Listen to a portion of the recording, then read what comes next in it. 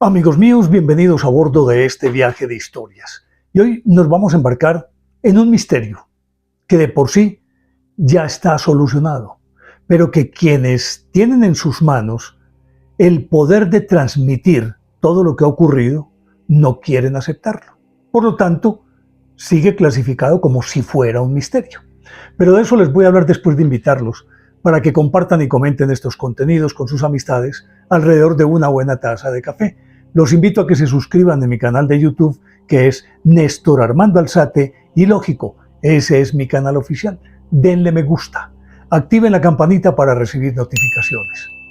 Decía entonces que este es uno de esos misterios que prácticamente todo el mundo sabe que tiene solución, sabe de qué se trata, pero quienes detentan el poder no han querido admitirlo y por lo tanto desde la perspectiva oficial sigue siendo un misterio.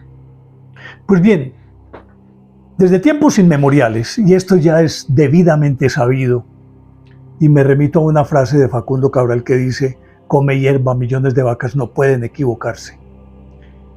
Las apariciones de artilugios aéreos, naves, ingenios, como ustedes quieran llamarlo, a lo largo de toda la historia, ha sido tan supremamente evidente que es tontería tratar de descalificarlo.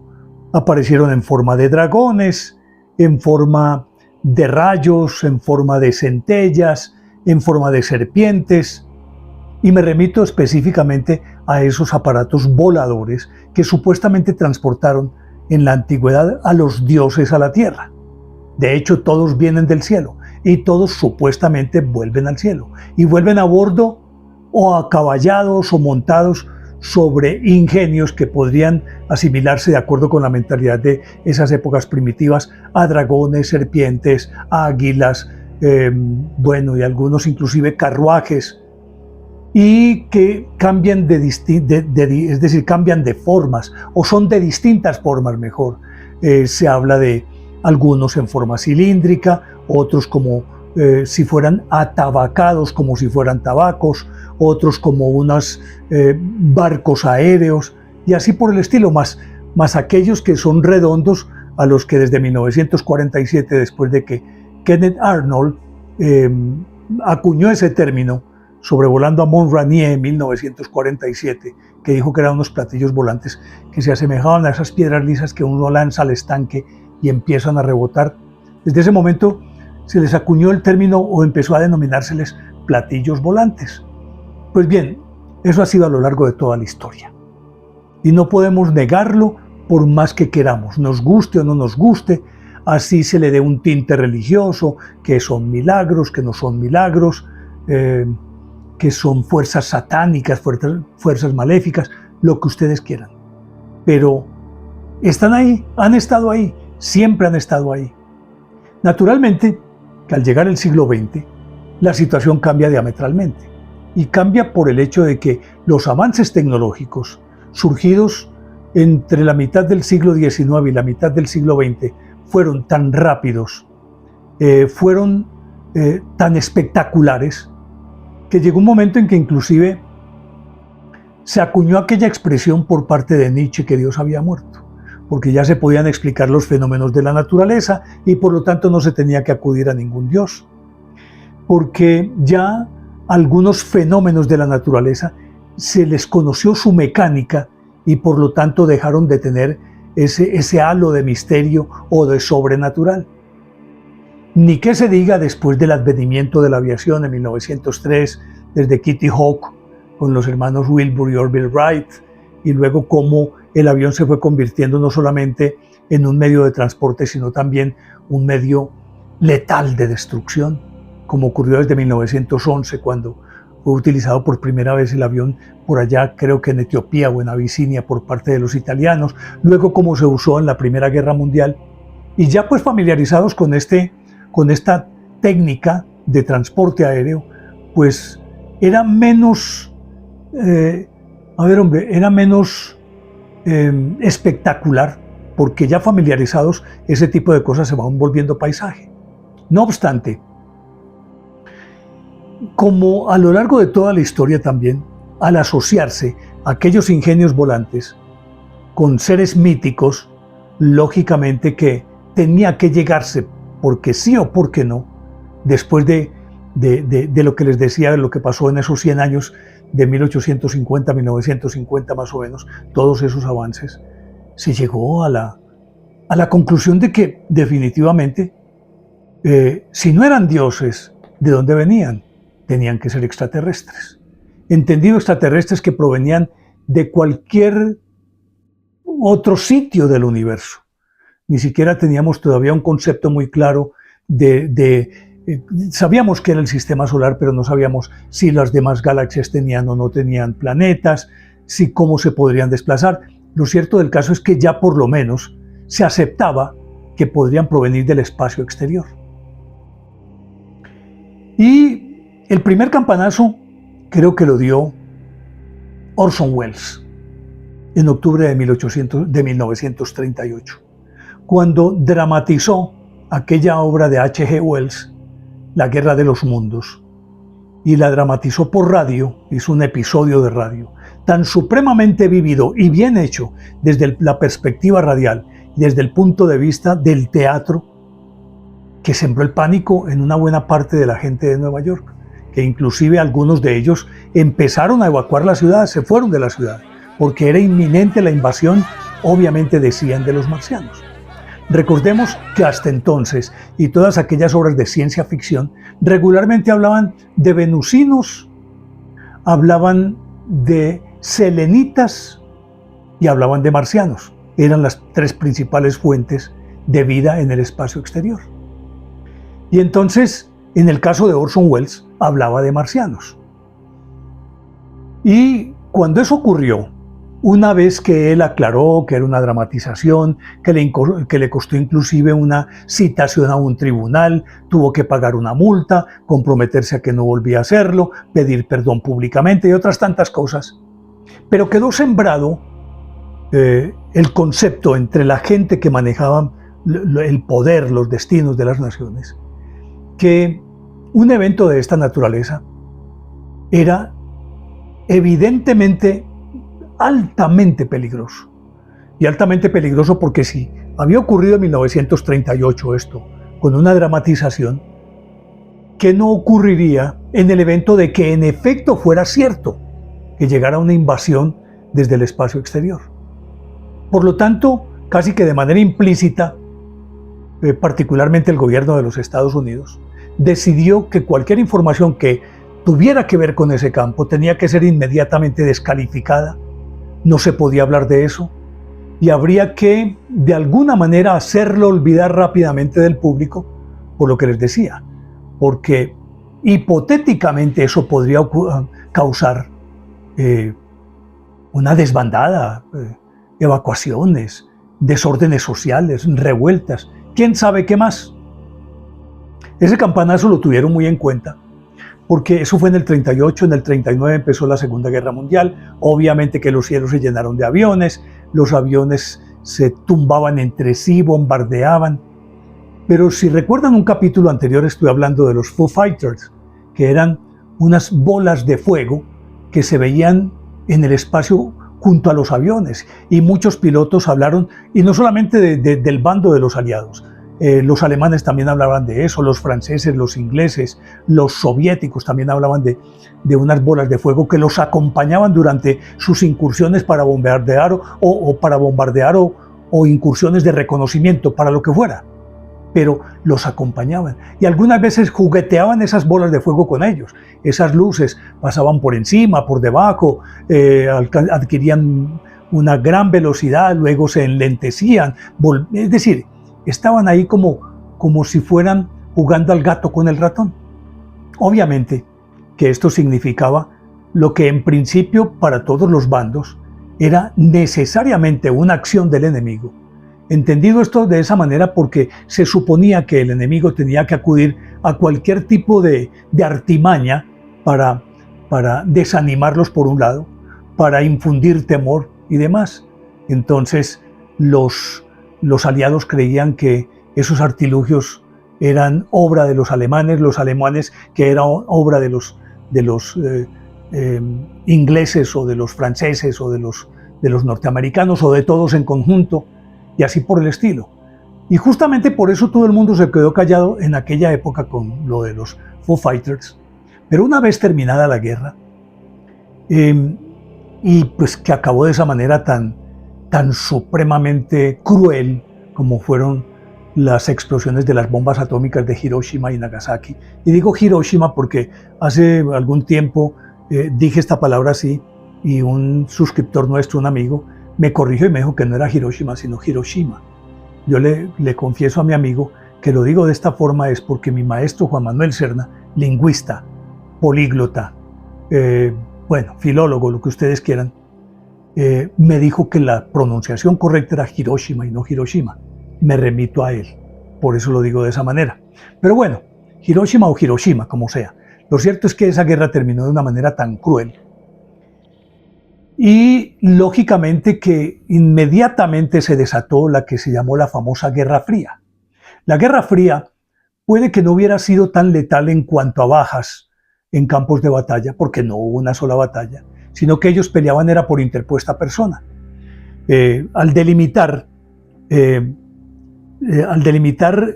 las ideologías regional y geográficamente, entonces Estados Unidos y los aliados tenían lo que se ha dado en llamar pues el capitalismo y los otros tenían el comunismo. Y entonces la Unión Soviética armó su propio bloque, la cortina de hierro, todos los países que estaban atrás de esa cortina hacia el oriente de Europa. Luego la forma como en las colonizaciones, en la época de la descolonización, Estados Unidos entonces apoyaba a un gobierno de una república de África, entonces los soviéticos apoyaban a los enemigos de los del gobierno, y así por el estilo. Cuando el uno apoyaba al gobierno, el otro apoyaba la subversión, y viceversa. Eso no tenía vuelta de hoja. Pues esa guerra, a la hora de la verdad, como digo, no tuvo acciones violentas entre ellos mismos, pero por interpuesta persona sí hubo varias guerras.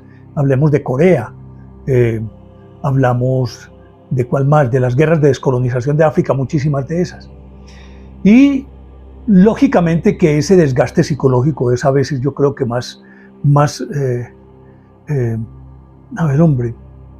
yo creo que es más, desgasta más porque a la hora de la verdad, si estás en un campo de batalla, sabes a qué atenerte cuando te enfrentas a tu enemigo.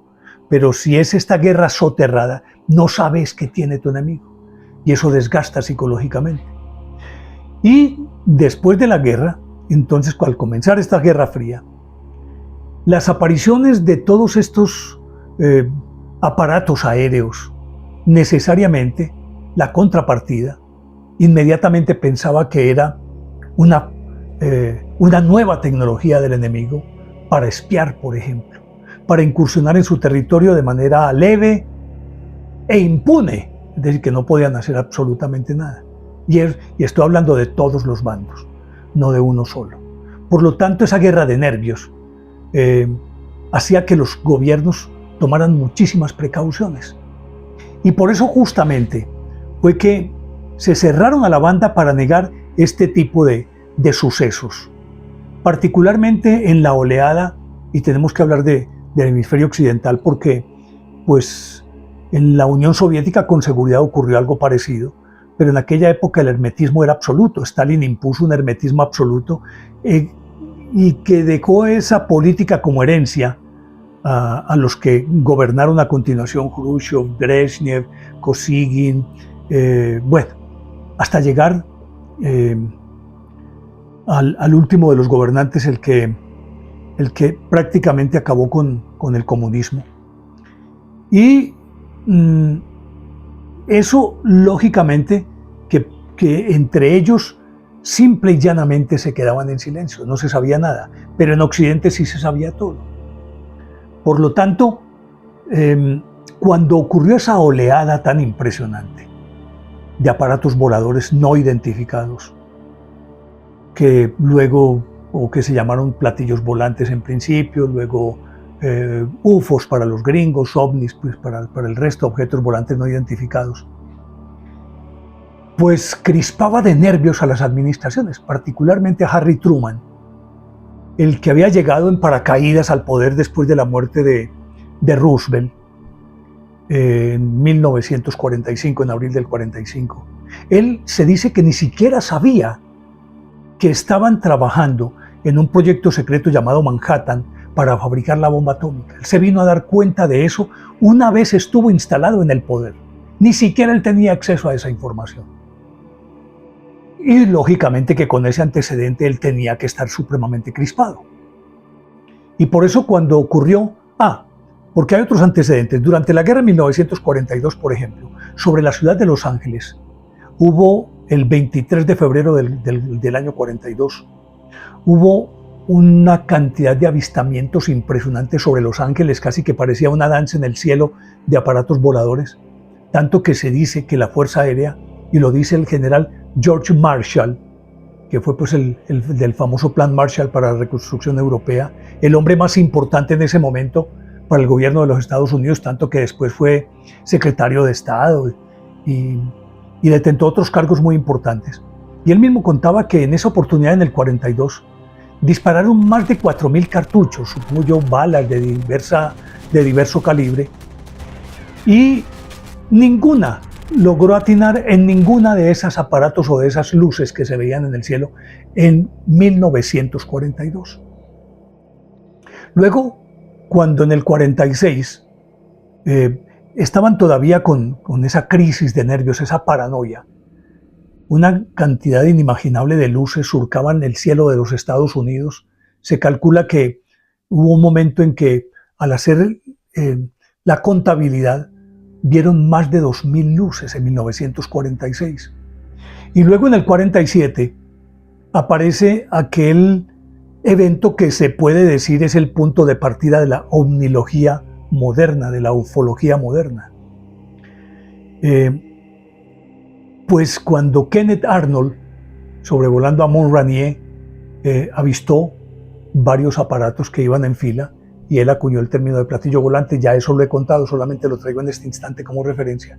Ahí se considera que es el punto de inflexión, el punto de partida. A partir de ese momento ya se habla del fenómeno ovni como un fenómeno remitido a naves extraterrestres, desde ese momento. Para entonces Truman, que como decíamos se había estrenado después de la muerte de Roosevelt con la bomba atómica, él todavía no tenía como un conocimiento claro y profundo de qué era lo que realmente acontecía. Y por lo tanto, dijo que eso había que, de todas formas, negarlo a pie juntillas, como diera lugar. Eso no se podía aceptar.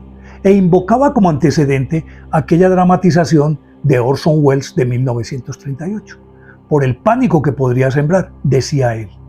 Pero el trasfondo de todo esto era que tenía mucho miedo. Tenía miedo de admitir que había, no sé, pongámosle un ejército u otras formas o naves que podían surcar los cielos de Estados Unidos impunemente, que no había forma de detenerlas. Y al decir esto, se tenía que asociar necesariamente con la Unión Soviética y aceptar que la Unión Soviética estaba sobrevolando impunemente a Estados Unidos sería admitir debilidad y vulnerabilidad. Aunque se hablaba de ovnis, todavía buena parte de los burócratas de Washington y de la OTAN y de estos países aliados asumían que todo esto era simple y llanamente producto de una tecnología superior que ya habían desarrollado los soviéticos, y ellos temían aceptar que los soviéticos fueran más avanzados que ellos tecnológicamente. Y entonces, en 1947, ocurrió el otro evento que yo creo que marcó la historia. Yo creo que ha sido, en la historia de la ufología, ha sido creo que el suceso más trascendental, que fue el incidente Roswell. El 2 de junio del 47, recordarán ustedes, y es una historia supremamente conocida, y sobre esto vamos hablar en otro capítulo porque tenemos elementos que nos parecen bien interesantes para agregarle a esa historia ya conocida.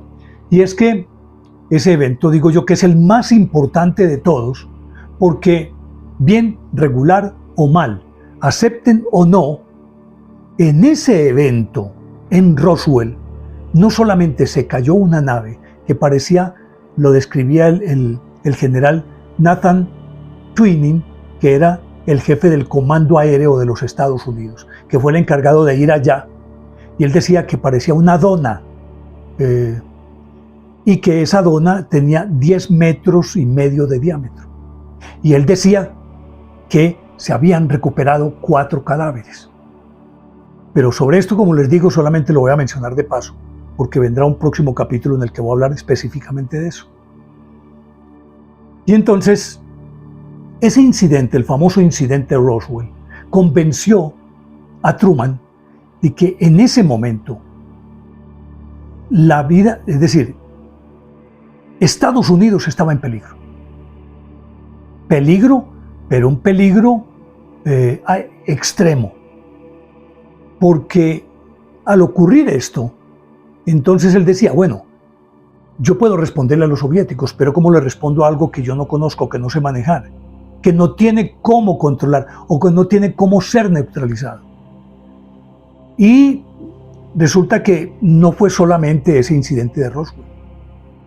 En esa misma época ocurrió otro accidente de una nave extraterrestre que cayó, y esa estuvo más en silencio. De esa también vamos a hablar posteriormente. Pero a la par con todos estos eventos, los avistamientos se sucedían, pero a un ritmo impresionante semana tras semana. Eran casi que uno por día. Y cuando Truman se enteró que esa nave se había caído, que habían recogido la nave, la habían guardado y habían recogido también los cadáveres, él supuso que podría existir alguna incursión violenta por parte de esos extraterrestres para reclamar estos cadáveres, o simplemente para hacer valer su hegemonía y hacer que les devolvieran su nave y los cadáveres. Pues es tan evidente esto, ese miedo, que inclusive Truman declaró emergencia manifiesta internacional, dijo él. Hasta ese momento, las Fuerzas Armadas de los Estados Unidos dependían de un organismo que llamaba la Secretaría de la Marina, pero era más convencional que otra cosa. Pero cada uno tenía autonomía: el Ejército, las Fuerzas del Aire, la Fuerza Naval.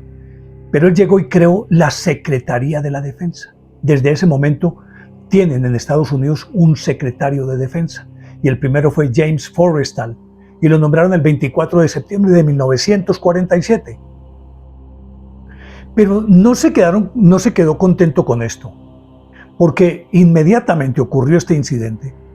Todos los organismos de seguridad de los Estados Unidos se movilizaron y se unieron para ver de qué se trataba. El FBI por un lado, otro que es el NS, no recuerdo el nombre. Y ustedes me preguntarán por qué no menciono la CIA. Pues resulta que la CIA nació justamente por eso mismo, por el incidente Roswell. No existía la CIA. La CIA fue creada en septiembre de 1947 también. Miren ustedes, si era tal el pánico, era porque algo tenía de verdad y de fondo, no podía ser de otra forma. Entonces, uno se preguntaría, si no hubiera sido así, ¿por qué? Al crear la Secretaría de la Defensa, lo que hicieron fue unir todas las fuerzas bajo un solo mando, es decir, una dirección central que los aglutinaba a todos, y así sigue siendo. El secretario de la Defensa es el hombre más poderoso de los Estados Unidos, en compañía del secretario de Estado, pero yo diría que más el de la Defensa. O sea, unieron todo y centralizaron el mando, precisamente por eso. Entonces ya tenemos, centralizaron el mando y crearon la Secretaría de la Defensa. Nombraron a James Forrestal, que entre otras cosas, 2 años después, extrañamente, apareció ahorcado. Truman lo destituyó por algo, y dicen que él entró en depresión y por allá en un hotel se ahorcó en 1949. Eso dice, esa es la versión oficial. Sí apareció ahorcado. Pero hay algunas teorías que indican que por X o Y circunstancia le ayudaron, por decirlo de una manera eufemística. Algunos hablan de asesinato. ¿Qué era lo que sabía que nadie más podía saber? En todo caso, apareció muerto James Forrestal, el primer secretario de la Defensa de los Estados Unidos. Y se creó la CIA que se fue transformando posteriormente y llegó a ser lo que es hoy, un organismo de inteligencia que no tiene territorio fijo, sino que puede actuar en cualquier parte del mundo contra cualquier gobierno de la forma que quiera. Es omnímodo y superpoderosísimo ese organismo, y lo creó precisamente Harry Truman, pero por ese incidente Roswell. Todo esto llevó a que se conformara también un grupo llamado Majestic 12, o 12 Majestades le decían también. Ese estaba conformado por generales, pues, es decir, altos mandos, científicos.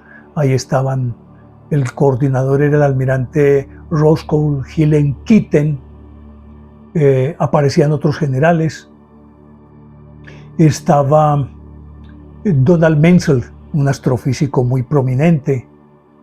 A ver, ¿quién más? Bueno, otros nombres a los que se agregaron posteriormente, y eran 12 los miembros de ese comité. Se agregaron posteriormente un personaje que para mí, a mí me causa, yo no sé, es algo que yo no he podido como digerir mucho, porque es omnipresente y a pesar de que nunca se ve, siempre ha estado como en los momentos extraños, y es un personaje muy extraño para mí.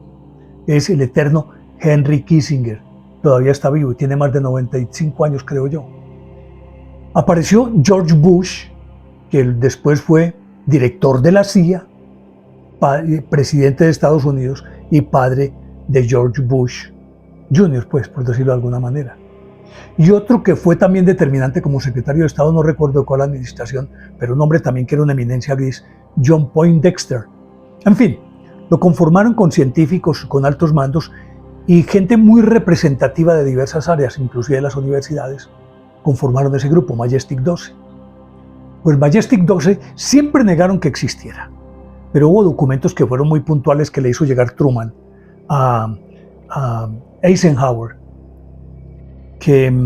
a Dwight Eisenhower, que lo sucedió en la presidencia. Y le envió un documento muy especial en el que le contó todo lo que había acontecido con Roswell y todas esas cosas, y cómo se había conformado este grupo. Y le hablaba de ese peligro manifiesto, ese peligro extremo. Y obviamente Eisenhower, que era un general que venía a ser el comandante de todas las fuerzas aliadas en Europa, era un hombre más militar que otra cosa, y obviamente pensó como militar y actuó como militar. Él fue inclusive a Wright-Patterson, la base de Wright-Patterson, en la que se suponía que tenían guardados a los EVE. Ellos para denominarlos, no dicen como decimos ahora alienígenas, sino entidades biológicas extraterrestres. Las llamaron las EVE, y él fue a ver las EVE que tenían por allá en un hangar. Por eso justamente también se creó algo que sigue siendo uno de los grandes misterios y que hoy en día es motivo de toda la curiosidad del mundo, y todo el mundo ha tratado de ver de qué se trata, pero nadie ha podido. Es la famosa Área 51. El Área 51 es una edificación en pleno desierto. Ya hemos visto muchos documentales sobre eso, que nadie se puede acercar, nadie puede sobrevolar, ven a todo el mundo y tiene que estar a unos 5 kilómetros de distancia de aquella malla que dice danger, peligro. Y el Área 51 es una ciudad completa que está bajo tierra.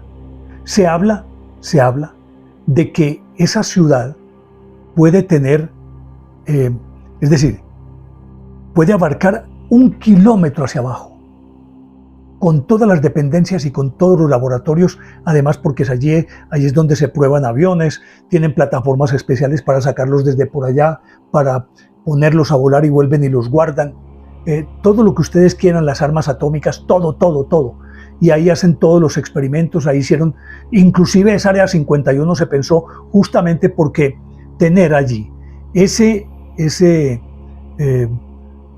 ovni más los cadáveres implicaba desarrollar un operativo de seguridad impresionante alrededor para prevenir una incursión, ya fuera por por los extraterrestres como pensaba de pronto Truman, o por cualquier potencia enemiga que quisiera llegar ahí.